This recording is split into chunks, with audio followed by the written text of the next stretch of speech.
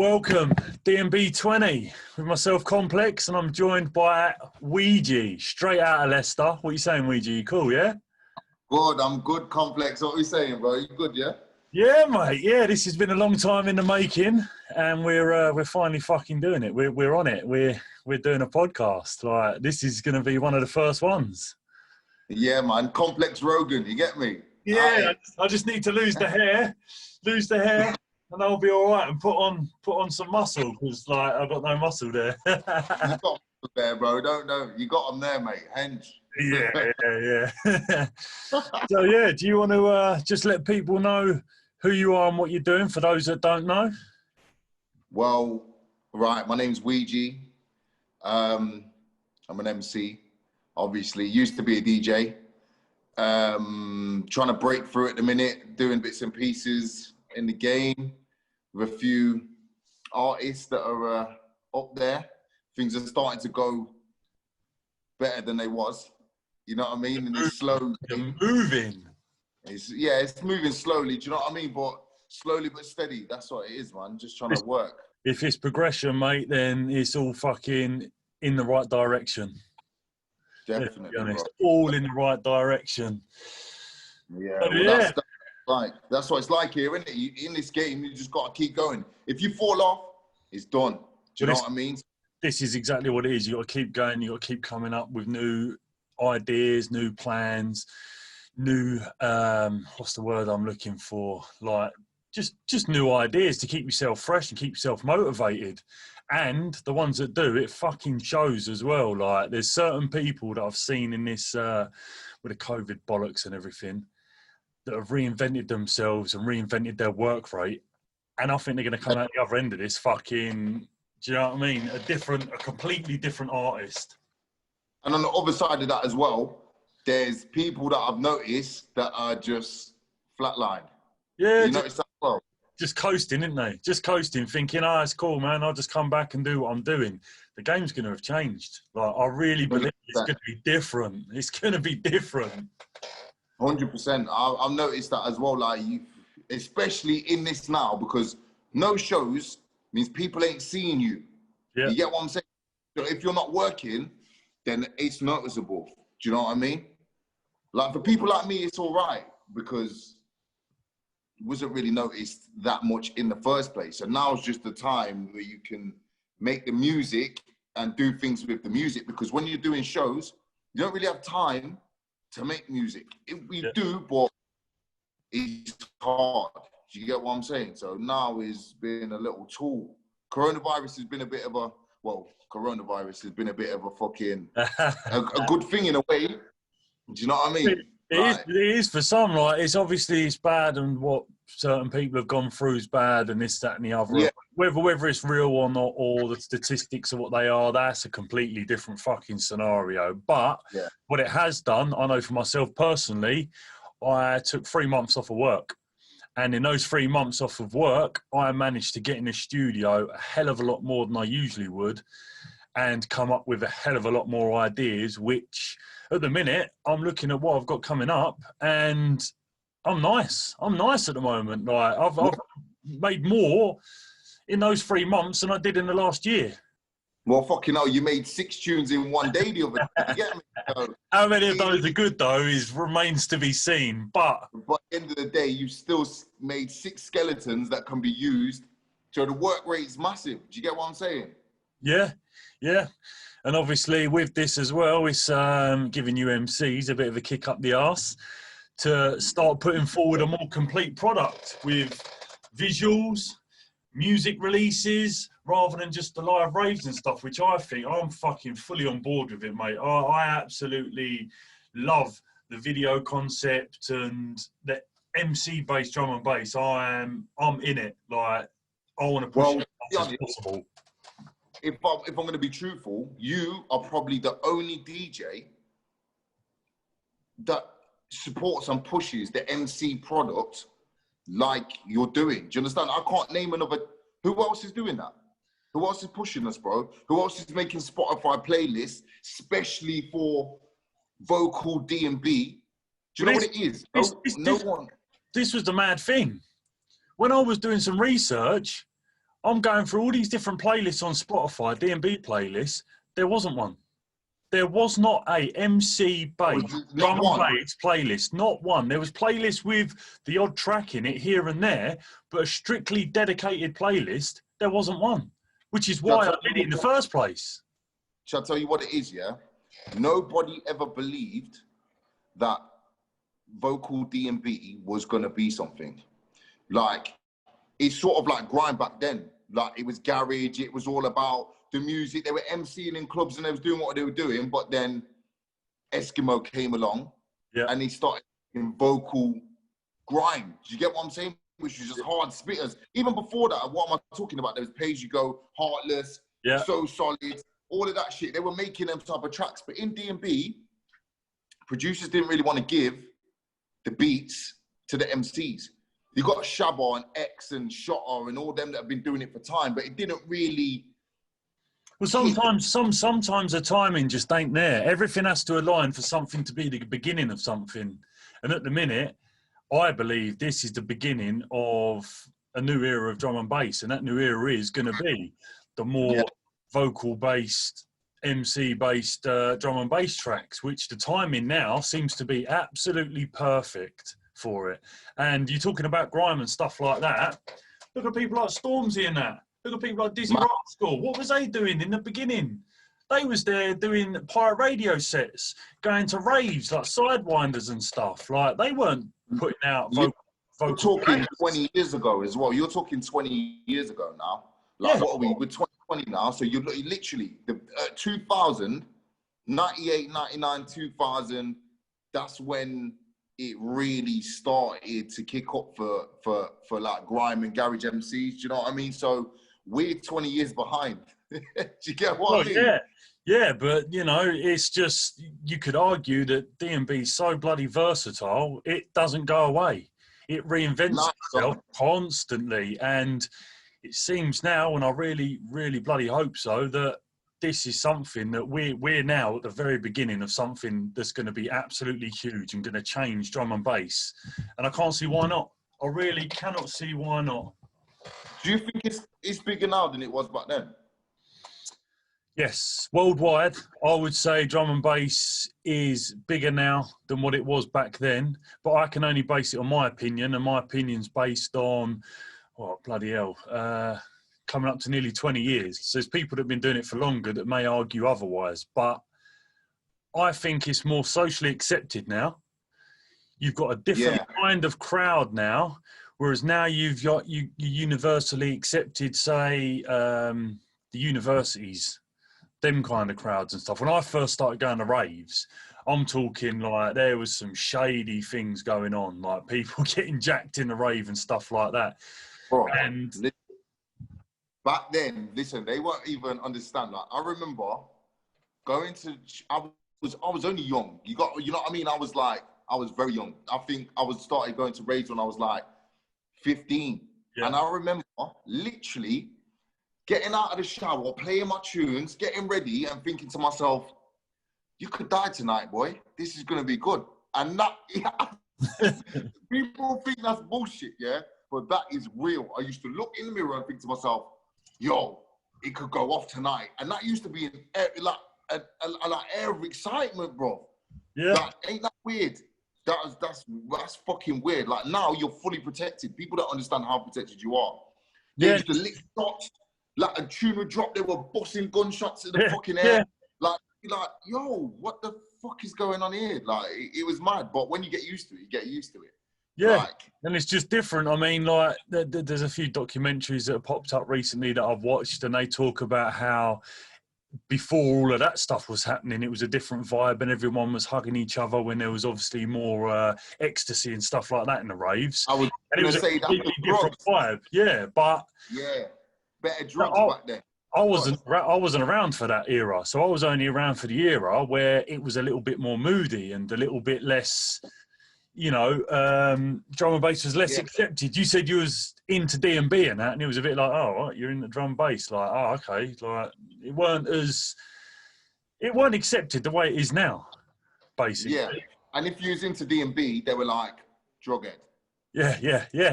Drughead. Which, you know. for facts, I know 100% you ain't never touched a drug in your life, complex. Nothing. So, like, it's just, you know what I mean? yeah. That's not to say they're bad. It's each to their own. You can do whatever you like. I don't uncondone them or anything like that. You do you. That's cool with me. But for me, it was just not something I wanted to get involved in, probably because I'd like it too much and it'd ruin my life, basically. Yeah, that's a good mentality to have. See, me, I was different. I've been through the laps, mate. Yeah. Do you know what I mean? Yeah. I think I had my first E when I was 16. Yeah. Do you know what I'm saying? Listening to Dnb, believe it or not. So, yeah. Some people might argue and say that I haven't even lived life properly. But it's different circumstances for different people. But here's a question for you then. So what was your first rave? First rave. What? Proper Yeah. one? Like, not like your little club night or anything like that. I'm talking about your first proper rave. The first proper DMB rave that I ever went to was New Year's Eve, the last night of Sanctuary. Yeah. That was the very, very first one. I can't even remember what it was. I can't remember what the party was. Like, was it One Nation? It might have been a One Nation. Nah, it wasn't. It was Sanctuary. I can't even remember now. I never even got to go there.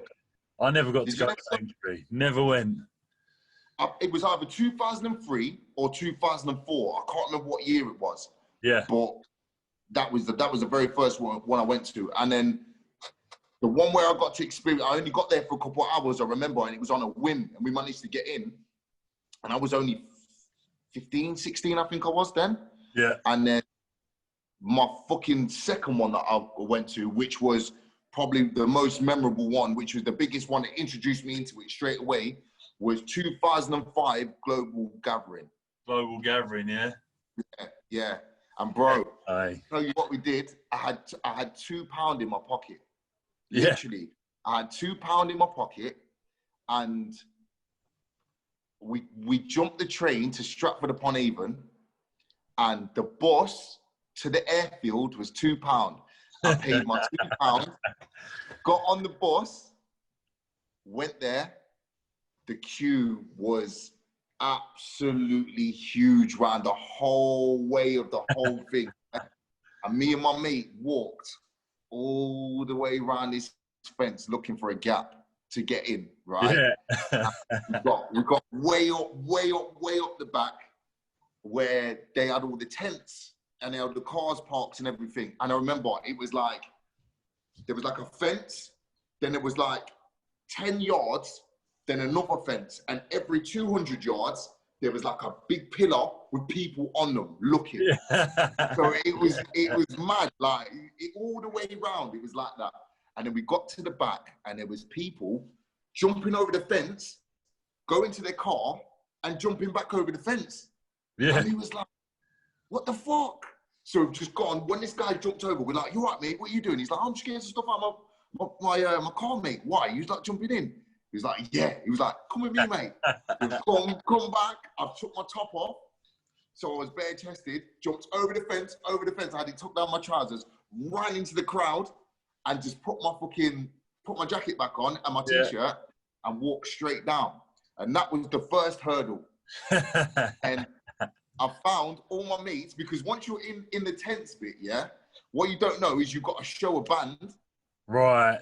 To get in the other barriers. Yeah. So I found all my mates that pitched their tents up that I paid to go there. Yeah. And I was thinking, how the fuck can we get bands? How are we going to get bands? It was me and my mate K1, and we was like, how are we going to do this? I was like, I don't know.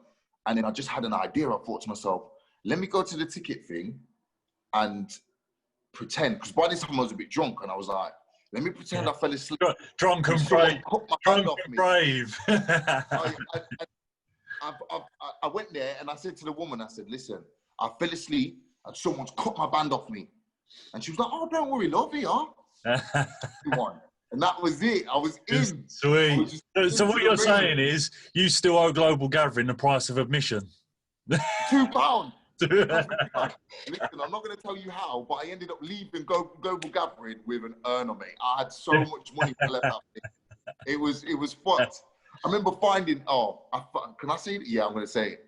I found a bag of pills for 83 pills was in this bag, just dropped on the floor.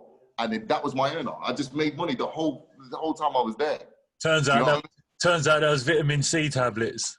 Hey, the more food ever did, I made my money from. Yo, I'm telling you now, that was crazy. I remember just losing all my mates. Couldn't find no one nowhere. And one of the memories I remember was just looking up on a stage and everything was just orange. They had some mad orange lighting. X-Man, just at the front of the stage. It was about 11 o'clock at the night, going mad. Yeah. Just going mad. And I was like, wow, this is crazy.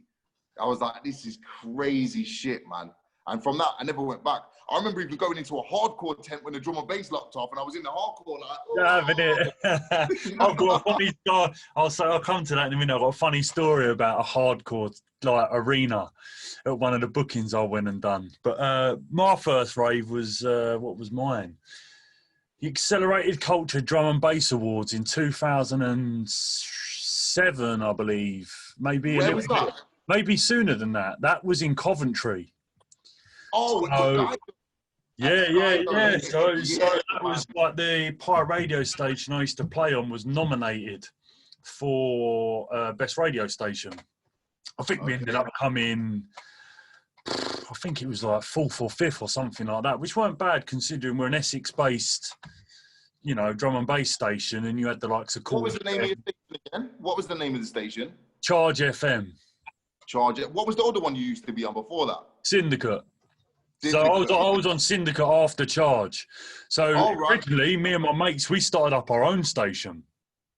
That was Demand FM 91.6, and that run for nearly a year. And I was less than a year. I think I was 15 when we started it, and I went from there on to Charge. Still 15 years old. I was the youngest DJ on the station, like by a country mile. And, how old are you now? You my age? I'm 34 now.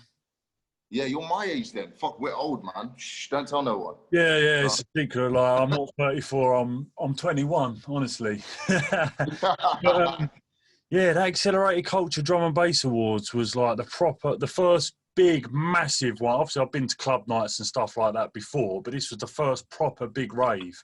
Proper experience, isn't it?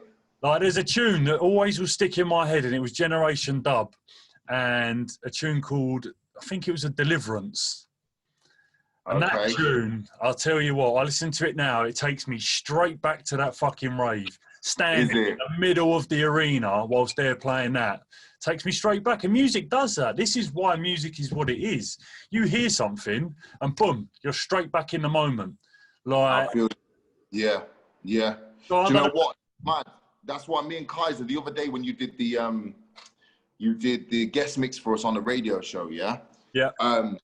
So we had a little back-to-back throwback sound clash. Yes. On there, and we was playing some old school tunes, and them tunes there, I dropped, what was it? Clips Coco. Yeah. Bro, that took me straight back. I was like, oh my God, what happened? And I played Ronnie Size #1 VIP. Yeah. Oh, mate. They do. They just take you straight back, though, into the moment. Like, you're right back there. Like, no questions asked, the same emotions, the same feelings, everything. Right in the moment. But that funny story I was going to say about the hardcore tent. So I was booked to play, I'm sure it was a random concept in Birmingham, and it was at the NEC Arena, yeah? So I did my set and stuff like that. I'm standing in the main arena. I've decided to go and have a little look around. So I'm looking around. I was young. I can't even remember how old I was, maybe 18 or something like that. I weren't very old. And I've gone into this arena and I'm looking around and all I can hear is a kick. So all you can hear is doof, doof, doof, doof, doof. There's no snare, just kicks, yeah? Just kick. I don't know if it was hardcore or gabba or what the fuck this was. So I'm looking around and I'm like, I'm waiting for the snare. I don't know if this is a build-up of a tune. I don't know what the fuck's going on. Everyone's wearing fluorescent. So they've got pink fucking things on. They've got fucking bright yellow, bright green. They got glow sticks, whistles. I'm like, Okay, cool. So I turn and look on the stage, and there's a geezer on the stage, the MC. And all he's doing is swearing, "Jump, you fucking bastards, get your fucking hands up." This dude looked like he was the raving Viking plus fucking 10. He was ginormous. And he was wearing a pink tutu and a fucking bright yellow leotard. Oh, what? He was wearing a pink tutu with a bright yellow leotard, and he was calling everyone cunts, telling them to jump the fuck up. He was the most aggressive sounding, non-aggressive looking, ginormous, big 7-foot fucking brick shithouse geezer I'd ever seen. I was just like, yeah, this ain't for me. I'm going to go back in that arena, slowly backed out and disappeared. Was that in the NEC as well, yeah? NEC, yeah. Fucking hell, man. What year was that? Oh, fucking hell. I don't know. I reckon I was around 18, 19 years old. So it's got to be 15, 16 years ago, maybe. About 2008, around that time there.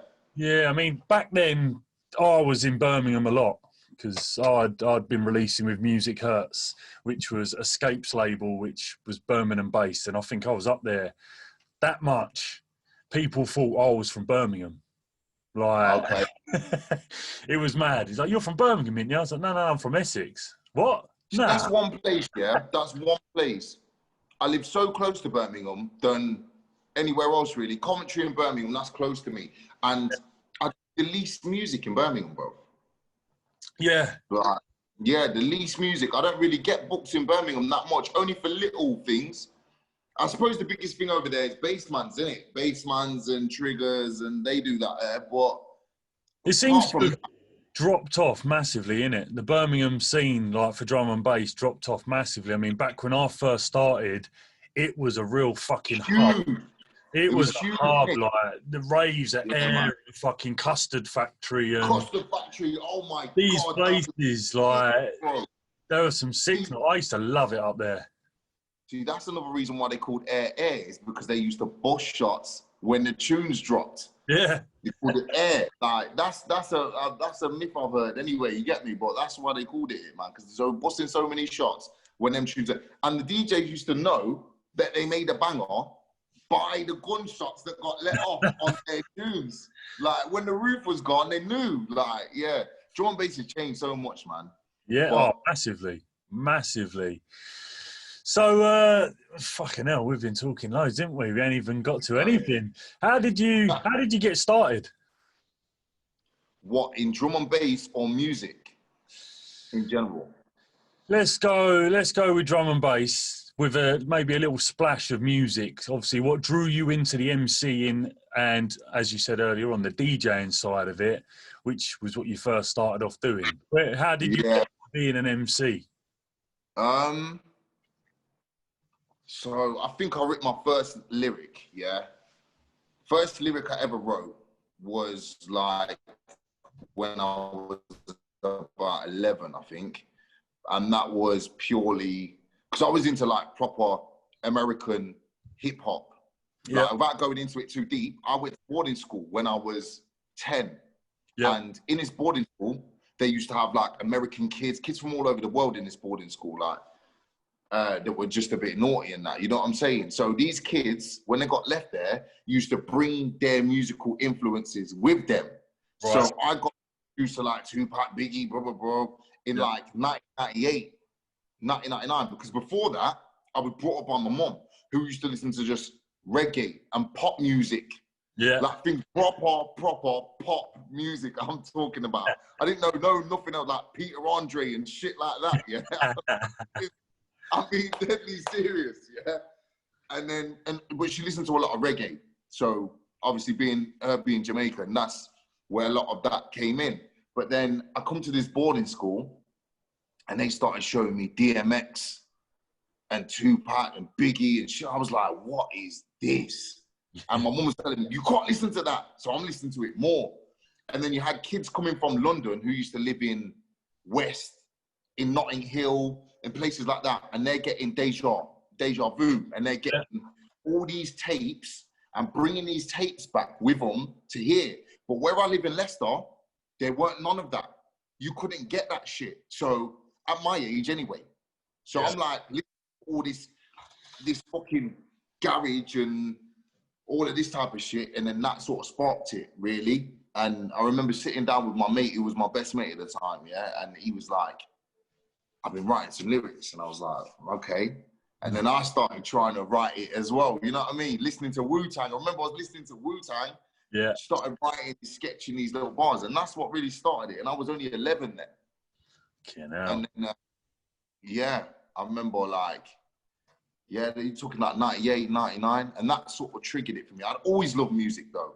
Yeah. Always loved music. And then, I don't know, I've always listened to it, like, listen to it. Then the grime culture came along, and I got heavy into that.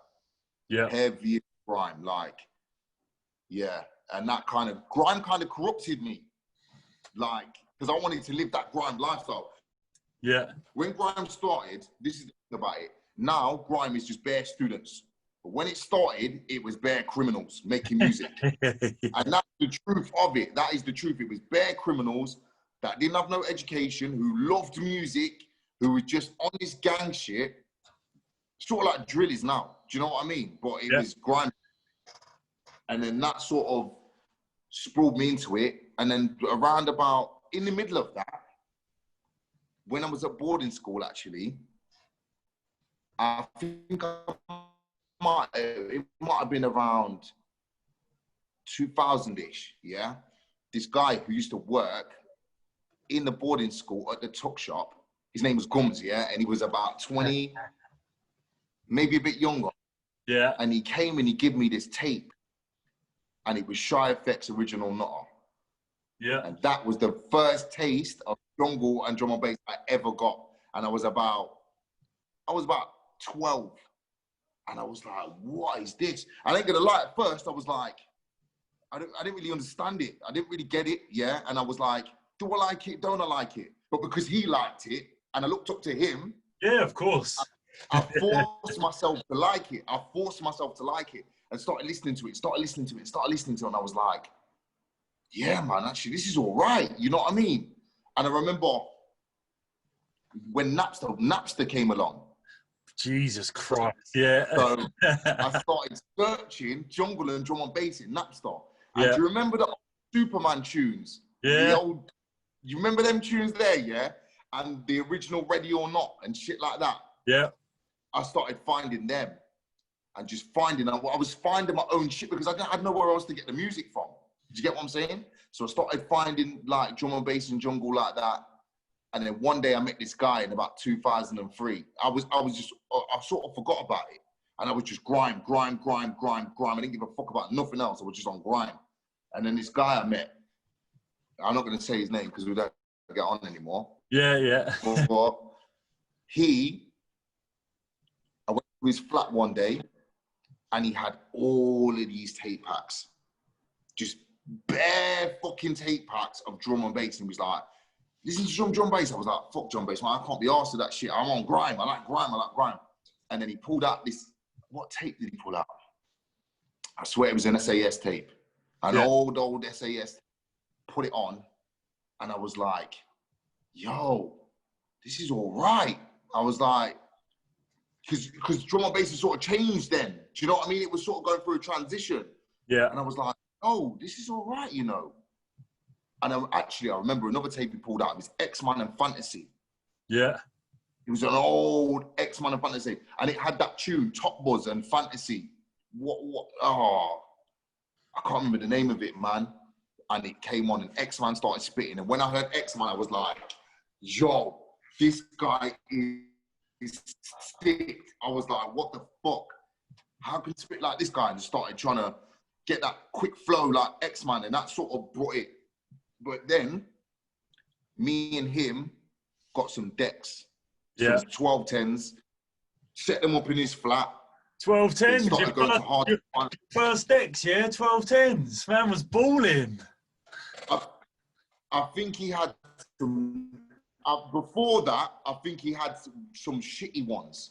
Right, yeah. Do you know what I mean? I can't remember what the fuck they was. There was like belt drive, yeah, 2-channel mixer. It was fucking shit.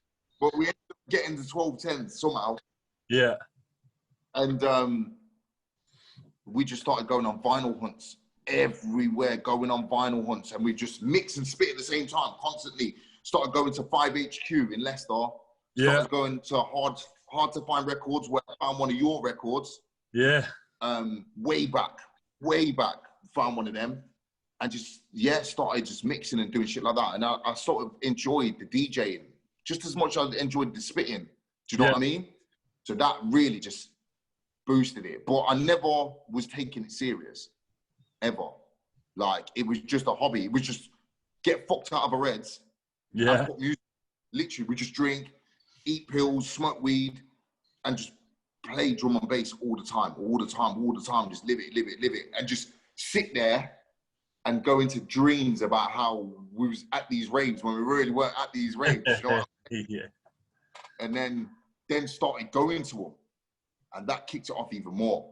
But never did I think ever that I'd be talking to man like you, or talking to the boys, or, you know, like, if we get to there, never would I have thought that. I thought I'd just be a raver for life. You know what I'm saying? It's mental the way it goes. It's fucking mental. Like, to look up to certain people and stuff. I'm not saying you look up to me. No, that's not what I mean. What I mean is to be someone that's standing in the crowd at a rave, looking up at a DJ and MC, and then that progression to being the person that's up there that people are looking at on stage whilst they're doing sets is mental. Like, it's literally, I don't know, it just shows that the hard work pays off eventually. If you keep pushing and pushing and pushing, it's what you can do. And all of us were there. All of us were standing in the crowd wanting to be the guy on the stage.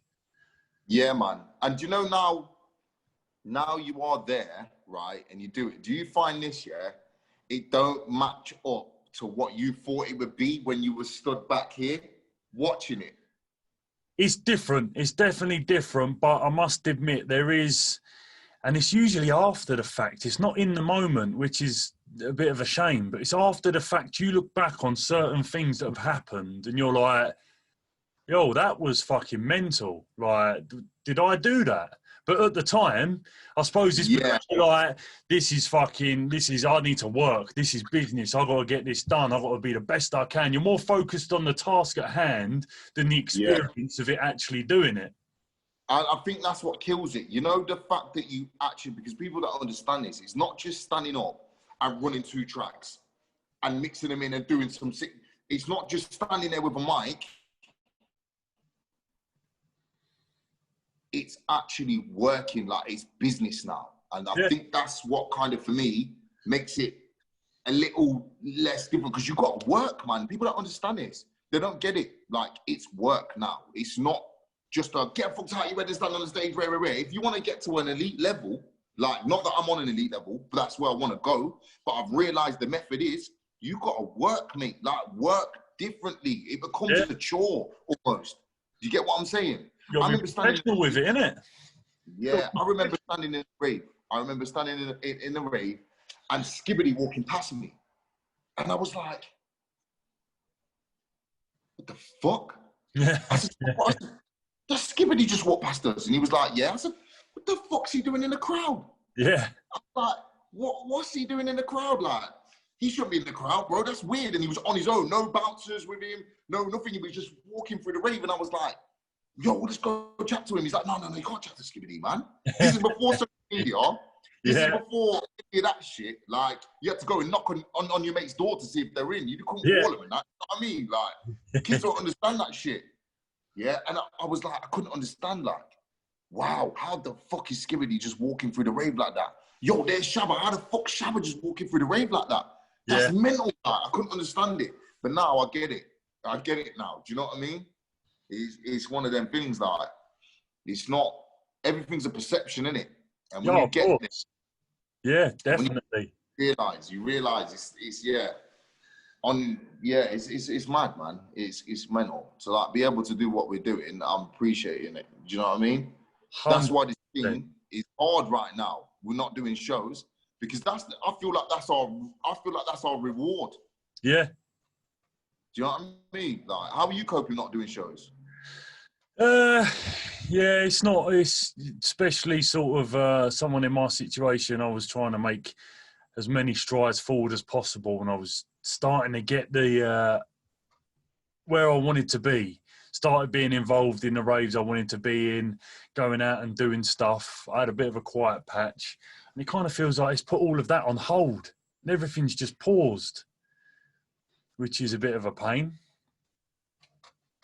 But it does give. Do you know what I feel like though? It gives a chance to reflect though, and then come up with new ideas and start thinking about new things in a different way. Like, it's like, okay, cool, there's no raves. So let's shift what I'm doing in the studio, because I can't play these tunes at the raves. Well, what can I play? What will people listen to? Which again goes back to the MC-based drum and bass thing. All of a sudden, people can listen to these tunes whilst, you know, they're driving along. They can watch these videos and stuff like that, and it kind of takes it in a new direction. Right, yeah. So I feel like you have gone further in the past few, like 6 months here than before, though. Don't you think that? I've tried to. I've worked. I'm trying to work as hard as I possibly can in doing so. And I would say this to anyone: have a space to be creative.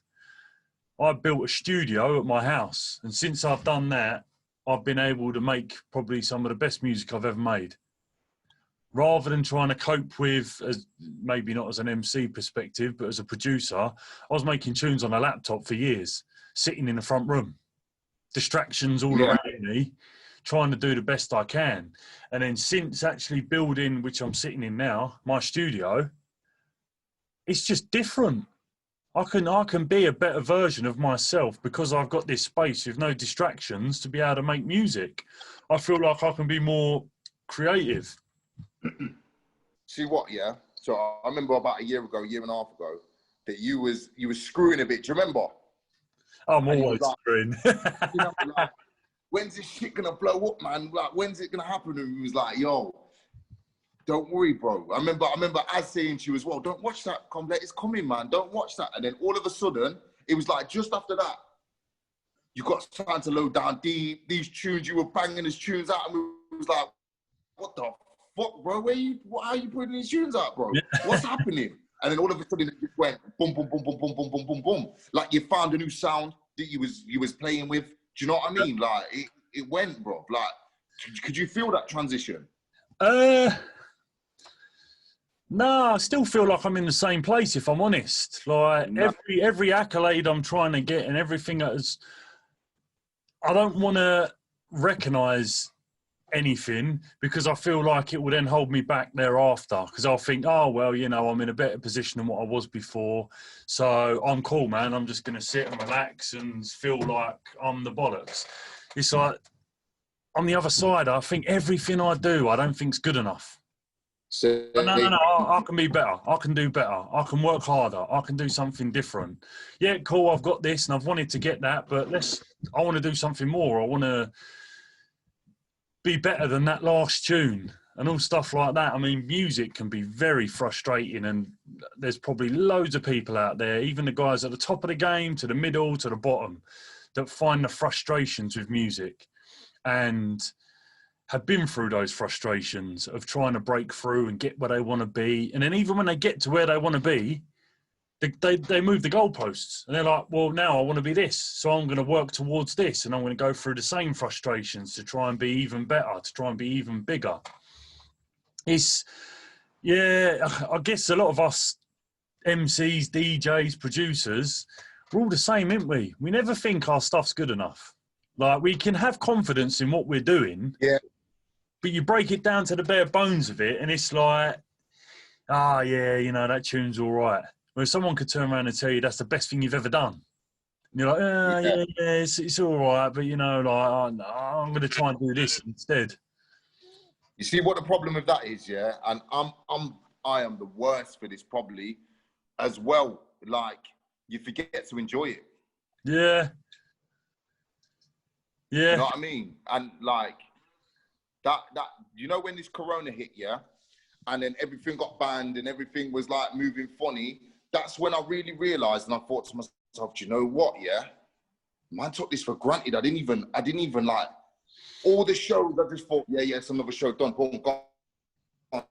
Yeah, I was feeling it when I was on stage and everything was good and I'm enjoying it and whatever. But then I'm like, yeah, it's another one done. Home, straight away. No thinking about it, no drinking, no, talk to anyone, just straight home. You know what we're like? We turn up, we do the show and we're fucking gone. Yeah. Do you get what I'm saying? Like, I won't ever do that again. Nah, because I don't think you don't know what's going to happen. I don't think anyone will. I think people are going to experience it the way it should be experienced and soak it up and enjoy the fuck out of it, because who knows what the fuck's going to go on. Like, no one knows what's going on with this shit at the minute. Things are looking like they're going to be different from now until fucking who knows when, which is mental, really, if you think about it. But all I know is that the other side of all this bollocks, some of the music that's going to be coming from this and some of the projects that are going to come out the other side of this, the levels are going to be so fucking high. So with all of the, the raves being locked off and stuff like that, what are you doing now? What are you doing different now than you was doing before? What project are you working on, sort of like, to better yourself at the other side of this corona fucking break of raves and shit? So really, the only thing that I've realised is, like, the only thing we can do is make music, innit? Like, that's the only tool that we have at the minute. Yeah. But I used to make music anyway. Like, it's not like... Do you find it's upped your work rate, though? Are you finding you're spending more time coming up with ideas and writing? Is it giving you a kick up the arse? Has it basically said to, like, come on, man, let's get fucking working? I'll tell you the truth. Like, at first, I was like, now, I've got to do this. Like, let's get it. Let's write. Let's this. Let's that. Let's this. Let's that. And then everyone started to do it. And everyone started to flood it. And everyone was dropping every 5 minutes, which is never happening before. And I was thinking, let me just calm down a minute. Let me just sit back a second, because I'm a true believer in quality over quantity. And I'm not saying that my shit's quality. I'm not saying that, because I swear to you right now, on my life, I don't believe my shit is quality. Like, that's people say you've got to have faith. That's not true, but yeah, anyway, go on. people say you got to have faith in your own shit, but I can't watch my own shit when it's done. I don't know what it is. It's just a weird complex with it. Yeah. Do you get what I'm saying? Like, I'm sure you've had tunes that you just don't want to listen to anymore. You've heard them, like, you get what I'm saying? And it just gets like that for me. And I just think to myself, right, on to the next, on to the next, on to the next. But I will always put my shit at a certain standard that I think, okay, that's okay. That can go out. You get what I'm saying? That can go out. Look, but people are just firing. And I'm thinking, okay. And the thing is, people get bored of you. Yeah, they can do. Like, it's the truth. Like, if you're in people's faces, like, it's not so much with DJs, because everybody loves a tune.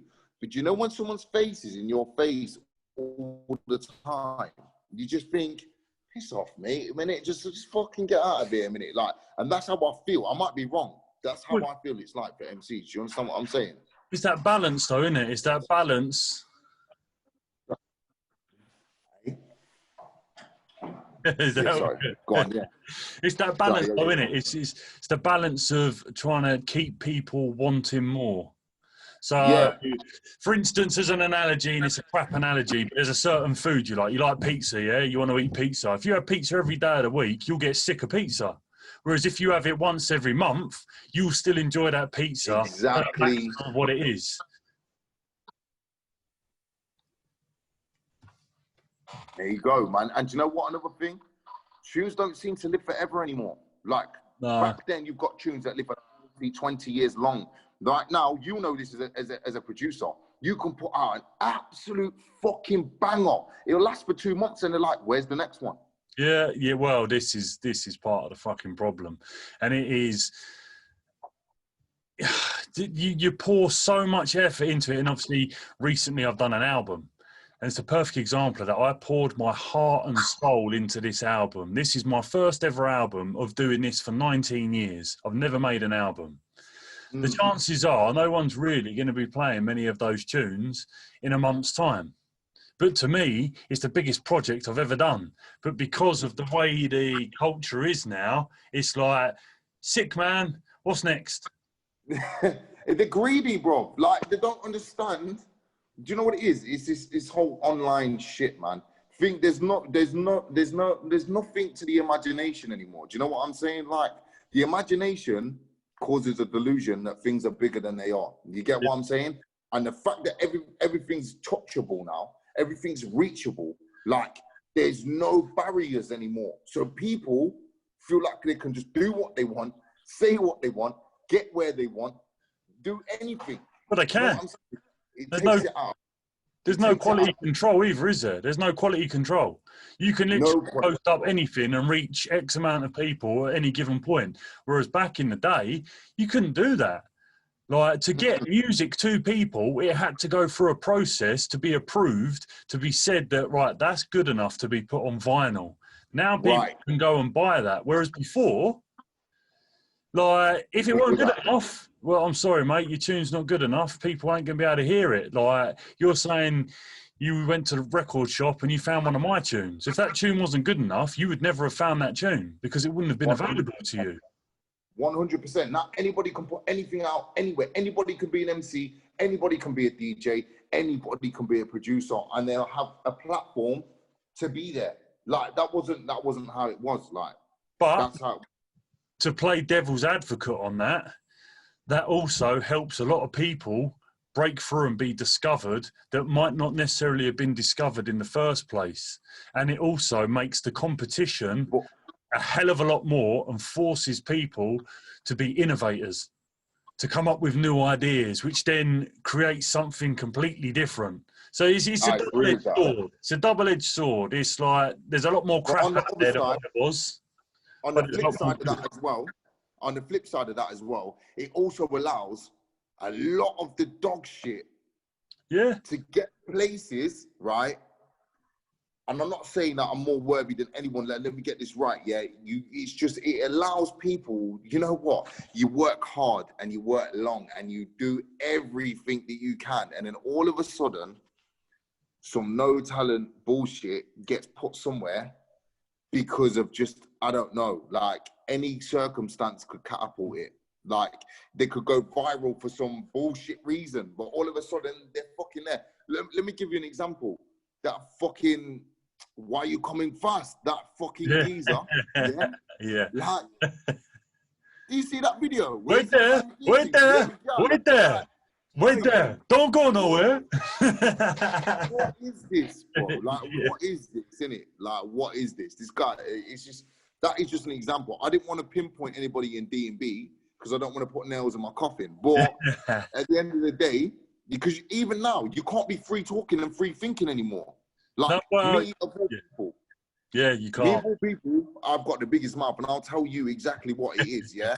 But online, I won't tell you what it is because I know, like, you can kill yourself, Dan. Online, you end of an MC, done. Career, see you later. Boom. Yeah. And I hate that shit because I like to talk my mind. I don't really care what people think of me, but I care what's going to happen to my career. You get me? One of the biggest things I would say I've learned over the years, and I'm talking like I'm fucking wise and stuff when I'm really not. I'm just as stupid as I was when I was fucking 16 years old. But it's previously when I was younger, it would be comparing. I would compare to everyone. And it would be, I need to be better than this person. I've got to be better than that person. Like, this tune's got to be better than this person's tune. Now, I'm not bothered about any of that. I just want to be the best version of myself. And it's like, cool, you're doing this. Good for you. Do your thing. You know what? I'm going to do my thing. And I'll tell you what, as an individual, that anxiety is a massive thing. Self-doubt's a massive thing. I feel happier in myself, and I feel that's allowed me to be more creative because of it. Because I'm taking off those restrictions of, this person's successful, so I need to make a tune like them, which isn't necessarily a true reflection of me. So I'm then compromising who I'm trying to be. That's not true. That's not true. as I feel like I need to be like them to be successful, which isn't the right route. Like if someone's already doing something, let them do their thing. If you go and then copy what they're doing, you're just going to be a second-rate version of the guy that did it first. So there's no point. It's like, okay, cool, I'll just do me and, you know, be the best I can be, and that's all you can do. What was that tune you made? Eruption. Is it Eruption, or what was it called? Enigma. Enigma, yeah. How many tunes sounded like Enigma after Enigma, bro? Yeah, perhaps, maybe. Like, that's how I feel anyway. I feel like that. So at the end of the day, you're trend setting. So that don't really matter. That's in my opinion, bro. That's not us talking like that because we're brethren. That's my fucking opinion. The people can't really tell me this, bro.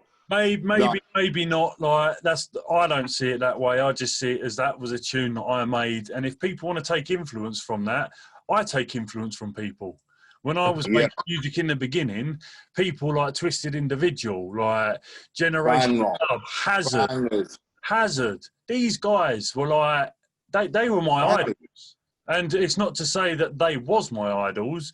If I have a conversation with Hazard now, I'm still just as much in awe of what he can do than what I was 15 years ago. Like, they're the guys for me. And people have got to take influence from somewhere. They always do. And if people can take any kind of influence from me, that makes me very happy. That really does. Because, you know, to have that realization I can affect someone in a positive way, right? Well, what can you do with that? That's fucking monumental. I like that.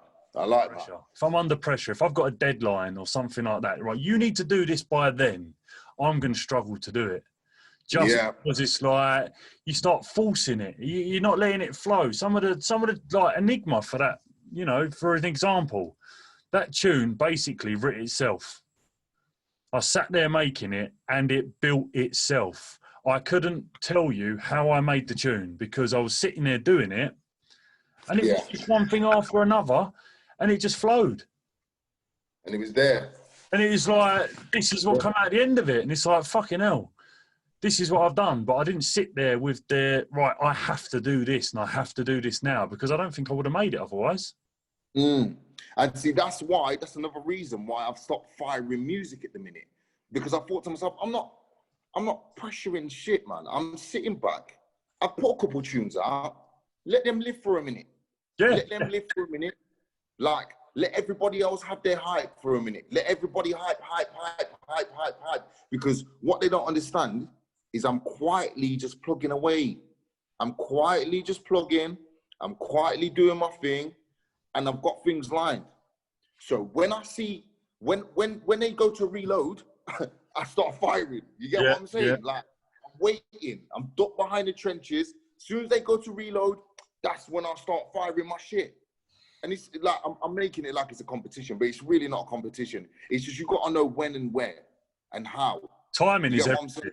Timing is absolutely everything. It really is. That's exactly it. You could release the best music ever, and if it's at the wrong time, it's not going to hit the same way. It's going nowhere. And the thing people don't understand is YouTube is dead. YouTube is dead.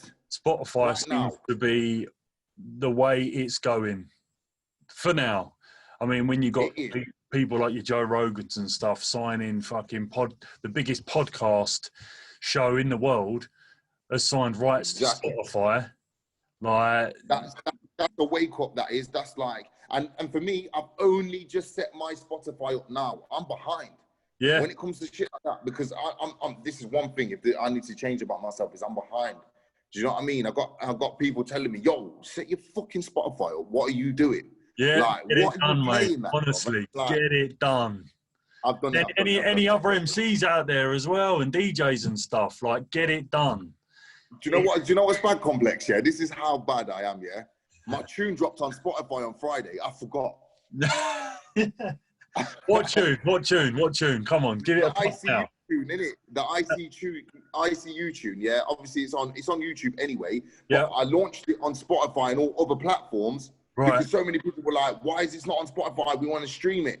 and I forgot, bro. I was on the way to the video shoot with the boys, and I was in the car, and I was like, "What's the date today?" My mate was like 28th. I said, "Why am I supposed to remember the 28th for?" And she was like, "I don't know." I was like, "Shit, my tune dropped. I didn't even drop. I've still not even posted it on my socials." Right, well, that's going to get added to the Complex MC DnB playlist. I'll get that added to that, and now people know that the tune is now out, so they'll go and stream that. Everyone go and listen to that tune. Stick it in your playlists you've got saved on your phones. Get that streaming and go check that out, because I've heard the tune and it's worth a listen. More than one. That's for certain. It's all right. It's all right, man. My favorite one's Can't Try Talk. That's got J Wolves, Low B, CAA, man, big up them, and Spooker on that one. My favorite one, I think, of all of them. And Royals made the beat for that as well. Guys working hard as well, seeing progression all around, to be honest. All of the people that have been putting the work in, the fruits of their labour is cropping up. It's happening. Yeah. But it's happening.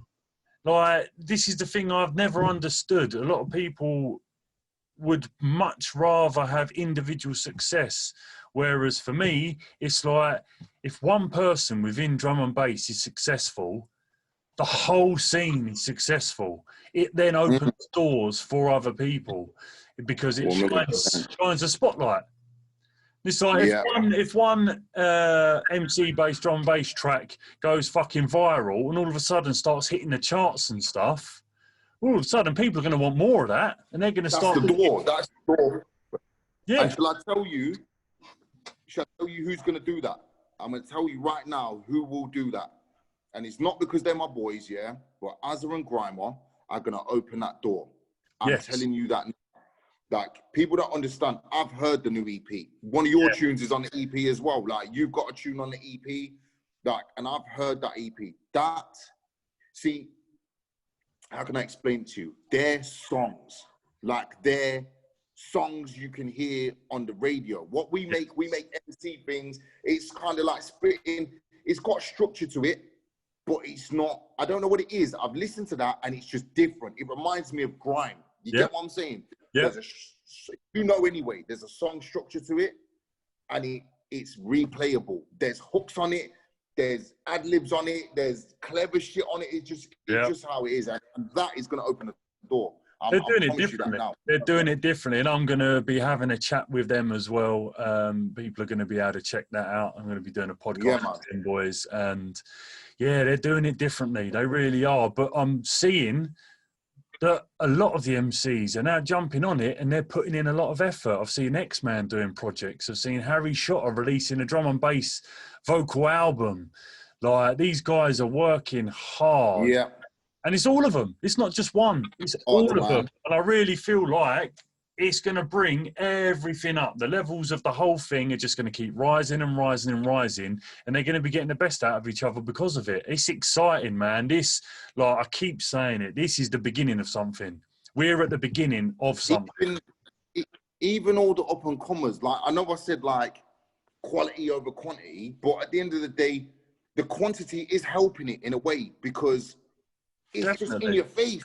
It's in your face. Yeah. Like, everywhere you turn, there's a new vocal for Dnb tune. Whether it's not my cup of tea or it ain't my cup of tea, but it's still good to be in a person's face.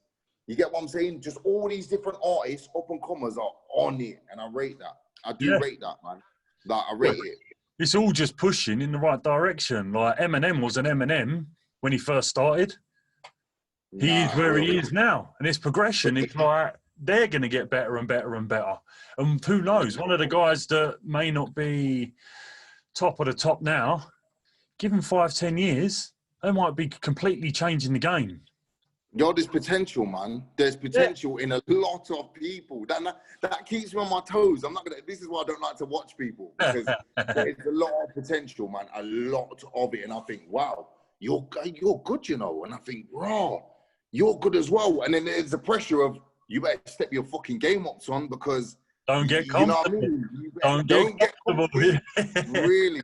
And the thing for me is this, I'm okay at making music, but I feel like my real strength is on a stage. Yeah. I feel like I spit better when I'm on stages to crowds because I feed off that and I throw it back. Yeah. And I've got a few hooky bars, I've got a few quick bars, and I just enjoy it, man. I just, like, if I go and I stand on the stage, I'll make sure I give it a show. That's took a long time to be able to do things like that, and it's took a lot of work. But we'll always give a show. I'll always get a crowd involved, and I'll always give it the best I can. You get what I'm saying? But with music, it's hard, man, because, and it's another thing of, it's not easy. Like, look at the struggles that in all genres, the struggles of everything. It's not easy. Music is one of the hardest things to do, and it's one of the hardest things to be successful at. And the guys that I take my hats off to them, because you can't. It's no overnight thing. And even if certain people have been given opportunities, they've still got to fucking work hard to maintain. It's one thing getting there. They say it's hard enough getting there. The real work starts when you're there. And if you talk to any of these guys that are at the top, they'll probably say, do you know what? I'm fucking working harder now to maintain my levels than what I was trying to get to it in the first place, which is mental. Real. Because we're all trying to get there. Right? And we're all grafting and thinking this is the hardest work that we can do. Yeah. That's why you got to try and enjoy it, man. I tell myself this, but it's hard. It's hard to enjoy it, man. For anybody that's thinking about it, do you know how many times I've said to my engineer, why the fuck am I doing this? Like, I swear to God, I've said it. My boy Aaron, I've sat there and I've said to him so many times, bro, what the fuck am I doing, man? Like, this is fucking bullshit, man. Like, trying to get the tune done, trying to get things wrapped up. I'm working with people. My vocals ain't coming out right. They're not sounding correct. I'm like, fuck this shit. I've had enough. And the next day I wake up and I'm like, right, back to it. Here we go. But it's all part of the journey as well. It's all part of the journey. For every failure is a learning curve. Do you know what I mean? You've learned from it. And it's like, cool, well, I tried that. It didn't work. Cross that one off the list. And it's like you're going down, you're opening doors, to where you want to be. Every door you open that takes you somewhere you don't want to be is one crossed off the list till you open one that you do want to be in. So it's that journey. It's fucking hard. I think everyone can agree it's not easy. But with that said, so what have you got coming up? What are you working on? What's in the works? What's 6 months to a year? Okay, so next tune to come out is with Shabba and J Wills. Big. The video shot for that one. That's ready. We're just sorting out a release date. Shabba's got a few things going on, so we're just trying to fit in where we can fit in what we need to fit in. Big up Shabba because he's been showing a lot of love and doing a lot of things, and he's legendary out there. Do you know what I mean? Like, I big up Shabba. Sitting and listening to Shabba as a kid on Madness in my car, like driving around like. Absolute legend. And because you speak to him, I've spoken to him, a nice guy, man, like real nice guy. And to be relevant now, as relevant as what he was back then, like work rate, fair play. And he's been more, I've just literally come off the phone to him just before I spoke to you, and I was saying to him, bro, you're more active right now than a lot of people are that I thought would be active right now. And he was like, I'm not doing this. This is exactly what he said to me. He said, I'm not doing this for me, bro. I'm doing this for fucking MCs. And I was like, I rate that. Because he's obviously starting a platform and he's starting to do his thing. Like, so, and I was like, I rate that, man. I said, And I was like, call you back tomorrow, man. But, big him up, man. I never thought, this is what we was talking about earlier. Did I think that I'd be on the phone to Shabba D? Like, what's going on, bro? And going down to his yard. And, do you know, it's fucking mad, bro. Like, if I could tell 14-year-old me that was on absolute crud back then that you're going to be brethren with Shabba and Complex and fucking Azza and Grimer and you're going to have these people mentoring you and do it, bro, I'd have been like, whatever, man. Like, all I knew was crime back then. That's all I knew is crime. Like, these people that are in this scene and they're spitting all this shit on these tracks and they're like, yeah, I'm doing this and I'm doing that. And they ain't done shit. But I really lived that shit back then. And for me back then, that was a spiral I never thought I'd get out of. So to be doing this is just a blessing.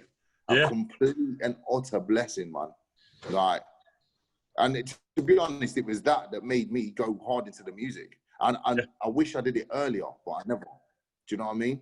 Hey, the timing is the timing, and it is that for a reason. Do you know what I mean? You got to where you need to be now, and the journey you took was the correct one. There is no other journey. You lost me again, yeah? What was he saying? Yeah, it was my journey, but I got to the point where I said, you know what, fuck this, man, and I just fucking took the music instead. Yeah. Do you know what I'm saying?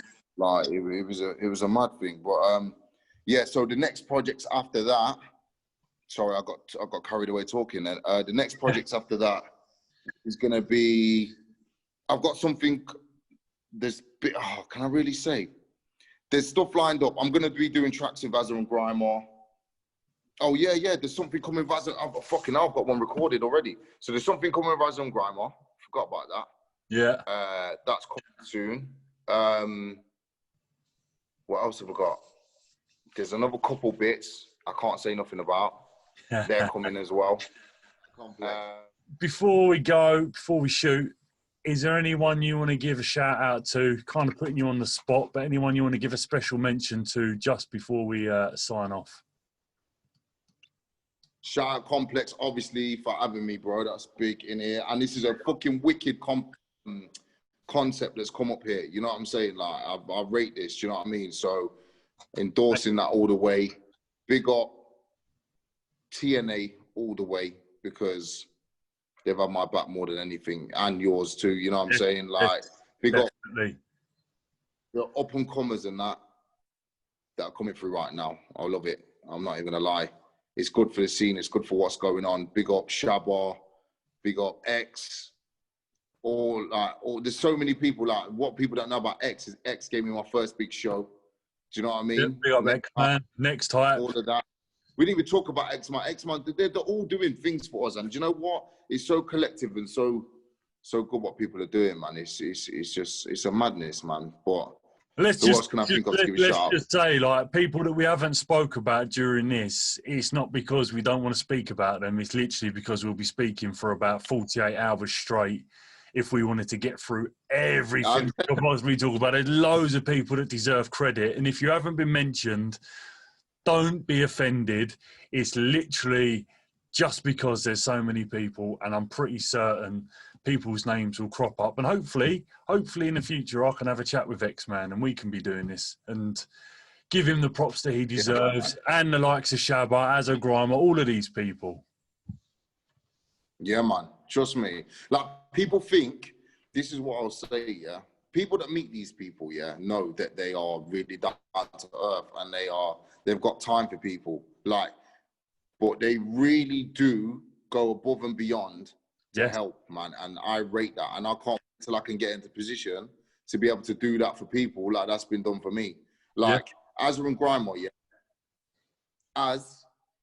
Grimer's there for me as well a lot. But you see, Az is constantly smacking me in the back of the head, bro. And just going, yo, this way, that way, this way, that way. Keep it going. Like, people don't know that. Like, you always need somebody to help you, bro. And I'm just lucky to have people like that doing what they're doing for me. And to recognize, when I doubt myself, I tell myself, if these people think I'm sick and I can do it, then I can fucking do it. Do you get what I'm saying?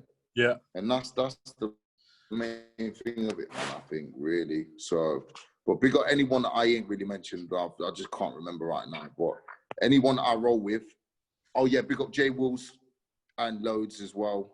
Yeah. Enough love with them, man. Just anyone I haven't mentioned, and like Dispute, all of that, man. Do you know what I mean? The PlayStation gang. People don't know about our little squad, innit? Yeah. Our pro club team, like our pro clubs team. No man. All good. Right, well, I'll let you go. It's been a pleasure to have a chat with you, mate. It really has, and I'm pretty certain we'll probably end up doing this again at some point. I can't see why not. Part 2, bro. Part 2. Yep, definitely. I'm gonna try and make this a regular come down to the thing. studio. Yeah, we'll Next get it one, done. I'll come to the studio. We'll have probably 2 months. You get me? And we'll do it like that. No dodgy Zoom connections. It'll be fucking legit the way it should be. It'll be all good. I like that. Right. I like that, bro. Big up, man. And everyone go check out Weejii's new tune. Go get that streaming. I See You on Spotify. Make sure you check that out and keep an eye out for his up-and-coming projects. Weejii, big up, brother. Big up. I'll catch you soon. Safe.